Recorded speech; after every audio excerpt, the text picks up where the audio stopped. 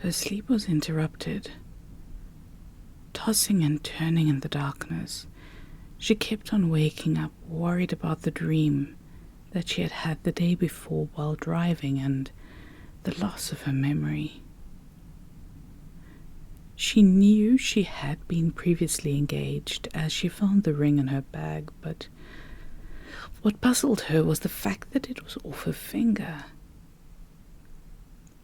Could Rose have been right about her having been hurt? If she was, Sian was glad not to have remembered that part of her life. Whom would she have been engaged to, and would he be worried that she had run off with another man? Then there was the overwhelming question of where she had come from. She found no answer to that question. What she found was an employee card with her smiling face pasted on the bottom left-hand corner of the card on the back of the seat of her car, so she knew she was a registered nurse working in Arrow Cross Hospital. She had no idea where that was, though, and she had no idea what type of work she had done or whether she was specialized or not. If she didn't regain her memory, she would have to do her qualifications again, which would take another 4 years of her life, not to mention all the experience she would have lost, the experience that books just couldn't teach one. She finally sat upright in her bed and sighed into the dark room, irritated that she couldn't sleep, and picked up a cell phone. The prince was right. Even though the names of her family members appeared in her family folder, she couldn't phone them as there was no reception in the town. But landlines didn't need receptions, she reminded herself, and was about to reach for the phone next to her bed when she realized that there were no dialing codes on the numbers that she had saved, and she couldn't remember if she was even in the same city or country anymore.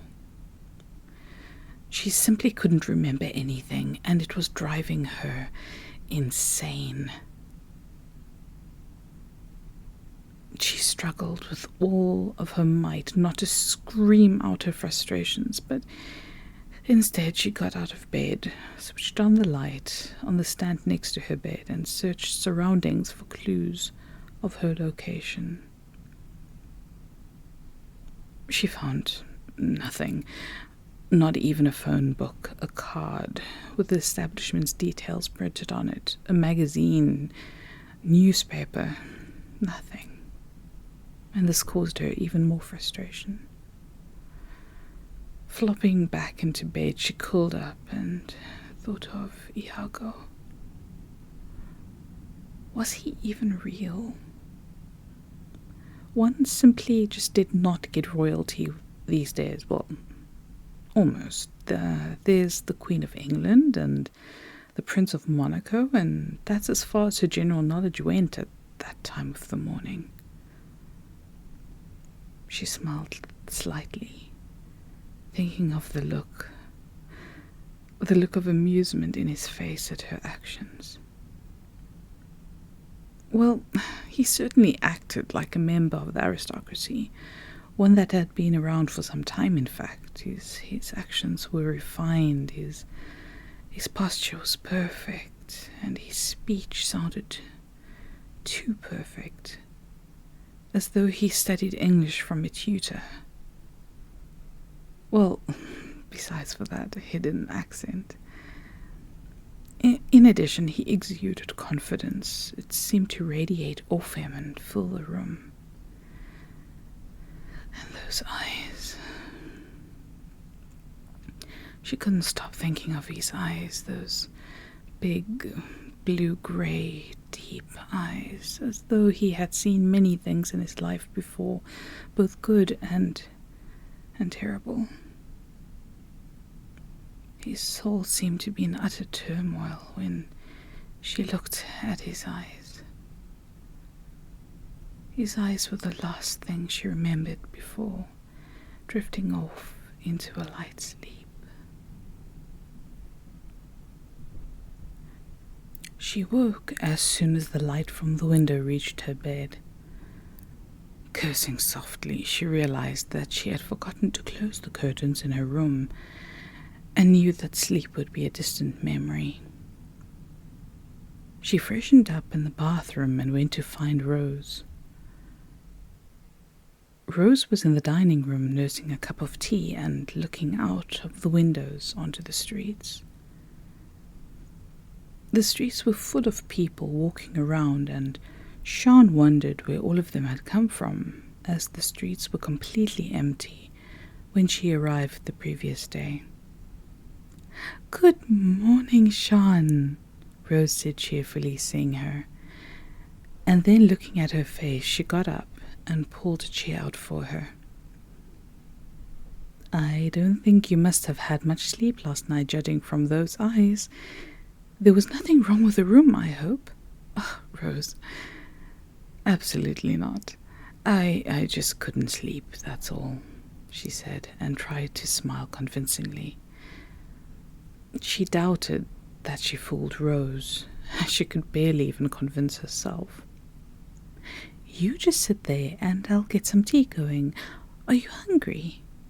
No, thank you, Rose. I could never eat in the mornings, but that tea does sound rather good right now." Rose scuttled away, and Sian used the time alone to organize her thoughts. She didn't have an agenda for the day, and that made her more nervous than anything, as being idle was simply not in her nature. Peering out of the window in thought, she noticed more and more people walking past, and many more animals on the road as usual. Dogs, cats, fowl, goats, cows, even a few horses walked past the window, and each animal and human had a white ribbon tied to their neck.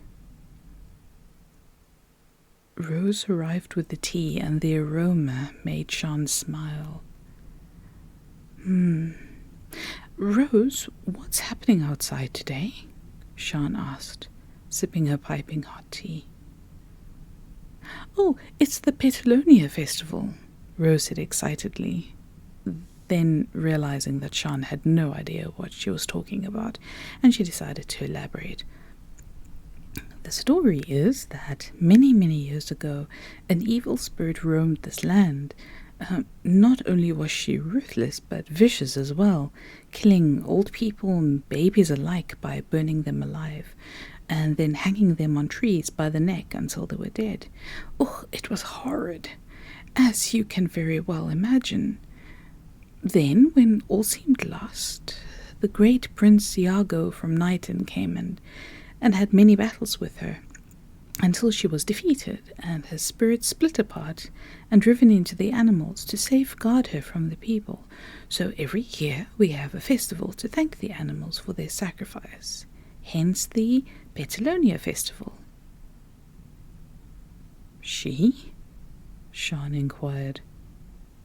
"Well, we don't really know for certain what gender a spirit is, but Prince Iago called her she, so we've just gone along with it." When did this event happen?" "Oh dear, the story has been passed down many times, so it could have been generations ago." "Generations? But I thought that you said Prince Iago defended the spirit." "I did say that. Prince Iago of Nighton, Wales." Now that would be impossible, sweetheart. It must have been his great-great-great-grandfather or something like that." Yeah, you're right. Iago being around generations ago does sound impossible. "Oh, do you have something planned for today?" "Do you mean other than sit around in my room feeling frustrated? No, not much planned, I'm afraid. I was hoping I could help you around the house just to keep busy. Maybe in doing something familiar that could help my memory, but I don't know." That's wonderful, dear, but there's no way I can allow you to do any manual labor in my house. You're my guest, remember? I tell you what, I have to go out to the town to get some items for the house. If you would care to join me, I could introduce you to the town and town inhabitants. Sian smiled genuinely this time. Thank you, Rose. That would be wonderful. Right, we will start as soon as you're ready. Sian went to her room and groomed herself, putting on her most comfortable attire, and eventually she stepped out into the warm sun. The town had a simple layout. All the buildings were on either side of the main road, and those owned by Rose was on the lower end of the street. In these buildings one could either barter or buy anything from services, clothing, produce. Warning Sian that she walked slowly, Rose advised her to walk ahead, exploring as she liked, and after her business was complete, she would meet Sian again and answer any questions that she might have. Sian fully agreed, as she preferred solitude anyway. Walking up the flat road, Sian looked at the inhabitants of the town. The inhabitants looked content, if not happy. They took pride in their buildings and general environment, and were quite respectful towards one another, which certainly was different to the society she was used to. Everyone that passed her smiled heartily and greeted her, which confused her. She was used to being ignored, whether on the streets, in the shopping malls, any location she found herself in, and it seemed as though she blended into the walls like a chameleon. No one usually took any notice of her, yet she was quite well received in this town. Surprisingly, she actually liked the attention and smiled back at the other pedestrians. All the houses were made of wood, which were very well treated, oiled, varnished, and, like the gravel that she saw as she approached the town the night before, the gravel that made up the roads were highly compacted and looked as though they had just recently been made. Behind her houses were large trees, almost as though there were a barrier of some sorts, and she racked her brain trying to remember if she had seen the trees the evening before. Try as she might, she only remembered seeing the houses in the distance, and shook that fact off due to extreme fatigue. She read the signs above the doors of the houses as she passed, making a mental note where everything was, just in case she needed something. She really didn't want to make a nuisance of herself with Rose and wanted to become independent as soon as possible. What she did see, to her disappointment, was that there were no apartments or houses for rent. All the inhabitants of the town sold wares and produce from the lower levels of their place and lived in the upper level. She sighed at the fact that she had no choice but to be a burden and invade Rose's space for as long as needed. She hoped that the period wouldn't go beyond a few days. Once she regained her memory, she would be out of town and would start living her old life again, she reminded herself. She was half disappointed that it would be without the prince, but it simply had to be that way. Emotions were variables that came and went with the seasons. Her life and her career were definite pathways that were predictable and could be relied on, never to change when stability was required. The town hall was placed where the road ended, facing down towards the end of the street. It didn't look like anything overly special. She would have expected gold trimmings on the signage, flags raised high, maybe even a young uniformed officer playing a trumpet tune, but it simply looked like the rest of the buildings. A covered porch with the name of the building on the cover, darkly varnished, and a polished door, sparklingly clean windows, and lighter window trimmings. There was a path towards the left of the town hall, and she was about to take it and see what other sights there were to see around town, for instance, possibly exploring the forest. But the door of the town hall was open, and she heard talking inside.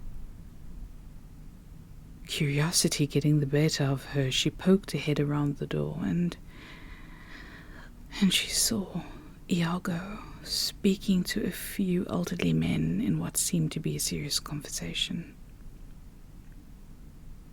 He stood away from the doorway, an agitated look on his face, and his right side facing her, arms crossed with one of his hands on his chin, his long, thick hair pulled back and tied behind his head.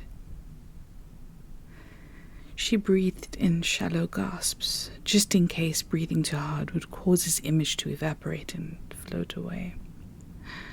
He was real, she realized happily, and just seeing him again caused her heart to slam inside her chest. She realized how much she enjoyed doing nothing else but just simply watching him.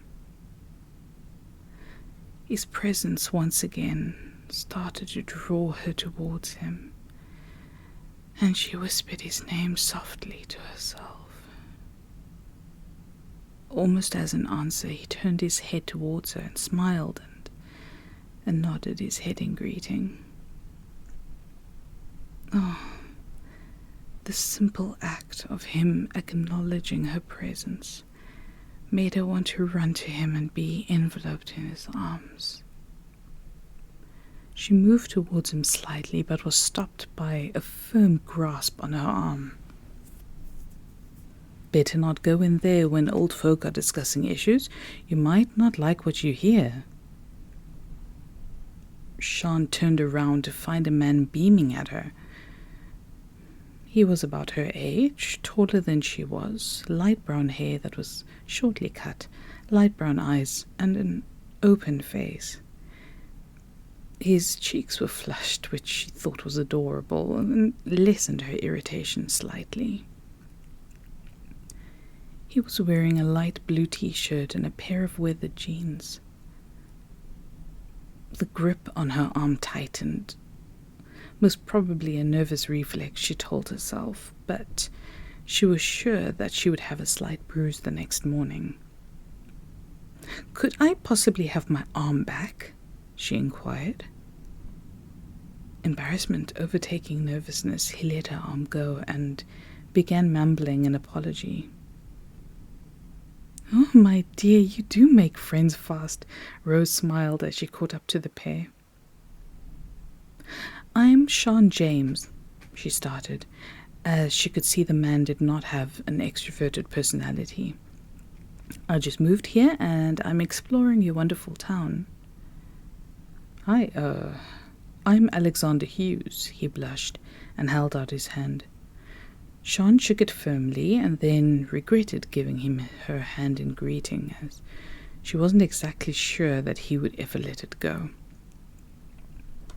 Silence ensued, with Alex just staring at her, making her feel quite uncomfortable, but one of her other mantras in life was make the best out of every situation, so she decided to try to be sociable and forced a smile. "Did you know, dear, Alex's mother owns the arts and crafts section in the village," Rose interjected, sensing Sian's discomfort. "Maybe you could visit his home and possibly even find something to keep you occupied during the night when the sleep fairy evades you." Sian understood. Rose was trying to play matchmaker. Smiling awkwardly, Alex gently took her arm. Don't worry, Miss Rose, I'll take very good care of her. Sian was not used to such male behavior and struggled not to pull her arm sharply away from him. After she allowed herself to be led across the road, she saw Rose turn away from them and saw that as an opportunity to cleave her limb back from him. Look, Alex, I'm not used to much physical contact, and I really like my personal space, so could I once again ask for my arm back? He released it, and she smiled at him, causing him to forget his light reprimand. Movement at the town hall averted her attention, and she couldn't help herself from staring at Iago as he exited. He looked at her briefly, smiled, and walked behind the building. She noticed that he had looked irritated in the meeting with his elders, but he had not taken his irritation out on her, and she delighted at that fact, and delighted that he remembered her by simply acknowledging her presence. She smiled back at him, eyes sparkling, and followed his movements from the town hall, up the wooden path, and out of her line of sight. Don't you think he's a little too old for you? Alex said sharply, interrupting her thoughts. Excuse me? She questioned, her blood inside her beginning to boil. She had just met this man, and already he was trying to control her. She would simply not tolerate this, and she found herself battling inside to be polite to him. In which way do you mean? She continued. Well, it's really not my place to say this, but there have been rumors about that man. Please stay away from him. He is extremely dangerous. Anger welled inside her, but once again, she decided to be diplomatic. Mr. Hughes, I am not sure what you are implying. As I've mentioned before, I've just arrived in town yesterday from an extremely long journey. He happened to be one of the first people that I met. I was just being polite, acknowledging his presence, and I'm sorry, but I do not take kindly to being dictated to. Now, if you would excuse me, I have other activities to do besides being harassed for being polite. Her face flushed, and she realized that the diplomacy would not be the next thing to flow out of her mouth. So she turned and she walked away as calmly and quietly as she could. She wished she didn't have such a temper, but such things were the things of life. And he had irritated her. She heard footsteps behind her and with much irritation realized that it was Alex following her. No, please don't go. I'm sorry. I have a bad habit of not minding my manners. Please, could we start over? He pleaded rather pathetically. She stopped, and after taking a few breaths to calm herself down, she turned to him, smiled half-heartedly, and held out her hand. Good afternoon, I'm Sian James, and I just arrived in town. I'm pleased to meet you. Alex's face lit up like a Christmas tree, with spotlights as Christmas lights. I'm Alexander Hughes, and I'm pleased to meet you, Miss James. Please call me Alex. All right, Alex, call me Sian. Would you like to walk in the town garden? I would really like to get to know you better. Is it far from here? Not at all. It's just behind the town hall, actually. Behind the town hall. That was the direction in which Iago went.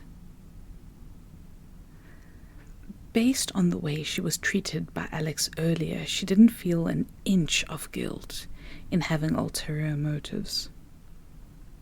"Yeah, sure. Let's get to know each other better," she said, and forced a smile. Beaming, Alex was about to take her arm, but then thought better of it.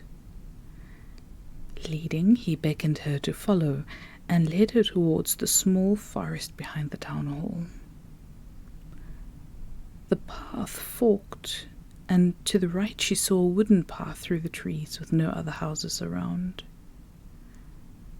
She expected Alex to take that path through the trees, but instead he turned left and directed her towards the rear of the buildings. In a large clearing she found a lush garden filled with all sorts of produce imaginable, fruits, vegetables, nuts, even different types of herbs and flowers. If it could grow, it was grown by the town, it seemed, and she was actually impressed that the town was so self-sufficient. There was a path made out of wood chips around and inside the clearing, and they strolled through it, Alex firmly at her side. Sian thought about reminding him about her need for personal space, but decided to leave her complaining for now. Yep, we pretty much take care of ourselves here," Alex said rather proudly. "Each person has a duty to this garden, whether it's planting seeds, fertilizing them, or, as in the case of my duty, tilling the soil and collecting the produce." Where do you get the water from? On my drive here, all I saw was sand, dried grass, and all other forms of barrenness. "Oh, the Prince of Nighton found an underground river, and with it, the early inhabitants created an irrigation system here. It's quite brilliant. Even though we should say so ourselves, no one needs to stand here and water the plants. Their roots just suck up what they need and they flourish." "Prince, you mean Iago?" His face lost most of his shine and smile in an instant. "Oh, I see you on first-name terms already.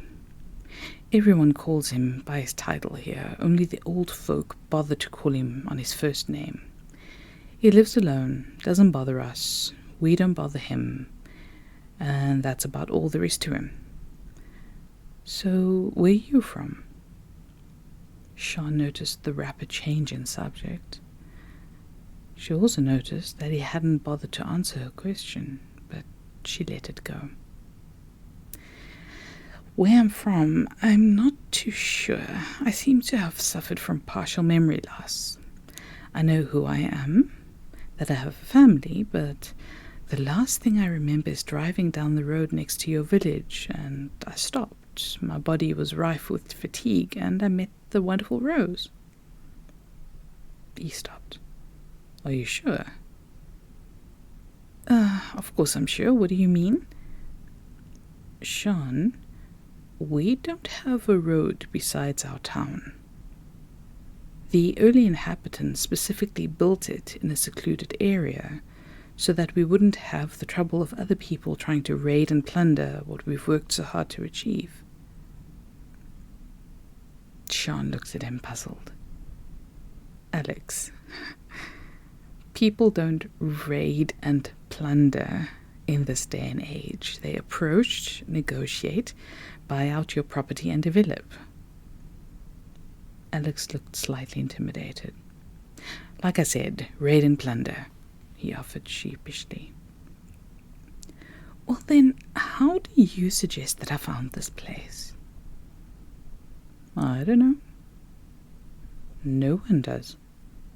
Everyone's talking about you coming here and wondering the same thing. Oh, not gossiping in a malicious way, mind you. They're just curious, that's all. It means that others might have access to the place too, and that's never a good sign. We like to be left alone, and have been alone for a very long time, but if you found a road that everyone in the town knows doesn't exist. That just makes everyone in the town curious. Sian was curious too. Curious to the point of being troubled. And she decided she would sort the matter out with Rose as soon as she got back. What do you mean, no road? She walked on, admiring the beauty of the flowers around her.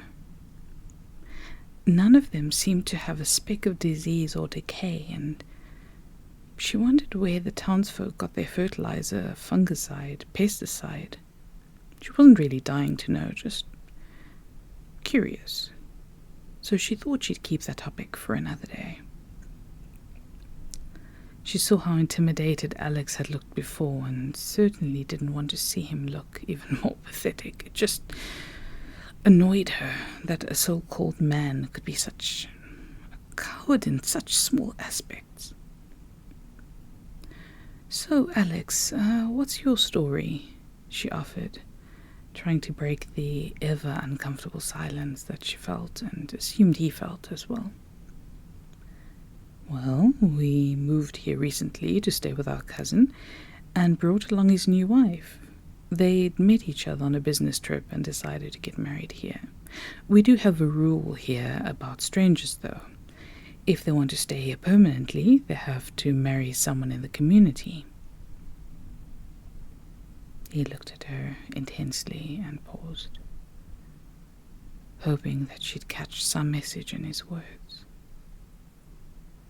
When she appeared oblivious or not willing to comment, he continued, "So, you don't remember your husband?"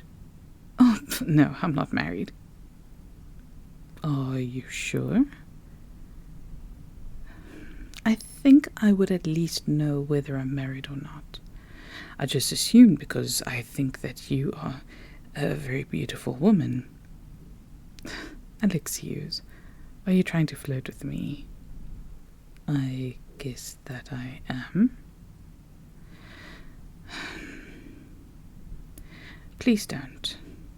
I'm not beautiful, okay? I'm plain ordinary and heavy." "Heavy? What do you mean by heavy?" She looked at him as if she expected him to be mocking her, but realized he was being serious and patiently waiting for an answer. "Ugh, Alex. By heavy, I mean larger in size than men, and women in society seem to be desirable. In a nutshell, I'm fat, okay? And I'm not beautiful." Alex paused and looked hard at her. "These people in your society should have their head checked. You're the most beautiful woman that I've ever seen." It was her turn to blush and feel awkward. She started walking slowly, breaking his eye contact. He was coming on too strong, and she was beginning to feel harassed by this man. "So, I've heard that your mother runs a craft market. What does your father do?" "He runs the garden, manages it, and makes sure all do their part. As everyone in this town is a responsible citizen, he really doesn't have much work to do, so he just keeps my mother company." He paused, looked at her as if he just had the most amazing idea. I'll take you to them if you want me to."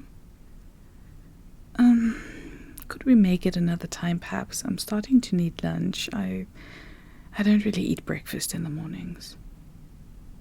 "Oh, I didn't realize how late in the afternoon it was. I'll walk you back to Rose's, if that's okay." He walked her back, all the way pointing out buildings, people, shared rumors about them, and trying his best at humor, which didn't really work out in his favor, but Sian gave him credit that he was at least trying his best to impress her, even though she felt he was trying a bit too hard. When they reached the house, she invited him in and asked if he wouldn't mind having lunch with her. She felt bad simply sending him away, and it was the least that she could do. Considering he had spent most of his day with her when he could have been busy with other more important things. He accepted eagerly, smiling broadly. Rose, as expected, made a big fuss of lunch, even though Sian said she would be very happy with sandwiches. No, dear, that won't do. I'll make my famous grilled chicken Caesar salad if you want something light. Sian smiled. Rose would probably never relax, and she seemed to enjoy making a fuss over every situation. Alex asked Rose to surprise him, and she made him a bowl filled with spaghetti bolognese. Surprisingly, Alex seemed to relax immensely, and the conversation was much less strained, bordering on almost enjoyable. Rose had an immensely calming effect on everyone, Sian deduced. Halfway through the meal, Rose offered to put on music and candles, and Sian concluded that Rose was really trying very hard to make her a Mrs. Hughes. Naturally, she declined on the accessories, claiming she was rather tired and would retire soon anyway. So they waited until Rose had gone, concocting an excuse that she had to polish her ornaments. Alex looked at her. "So you really have no idea how you arrived here?" he asked. I have no idea. I've searched my handbag for clues, so I know in which profession I had been. I know that I must have been engaged, as I found an engagement ring, but I don't know if it was a recent occurrence or not. I found the ring at the bottom of my bag, not on my finger where these type of rings usually go, so I have no idea what that means. And in what profession are you? Once again she noticed him evading the difficult subjects. I was a registered nurse. Oh, maybe you could stay and work with Dr. Blaise, he added excitedly. Wow, a nurse. You would really make a wonderful catch for a lucky young man, he mused, and Sian almost thought that she saw him wink at her. She made a conscious effort to ignore it. I don't remember anything about my profession, I'm afraid. I just found my employment card. That is a problem. Yeah, I guess it is. Well, I'm not sure how you reached us. Maybe you were called by some force, he joked. His words echoed through her mind as she saw him out the door later that evening. As she put the dishes in the kitchen, knowing Rose would speak to her about not cleaning up, and walked towards her room.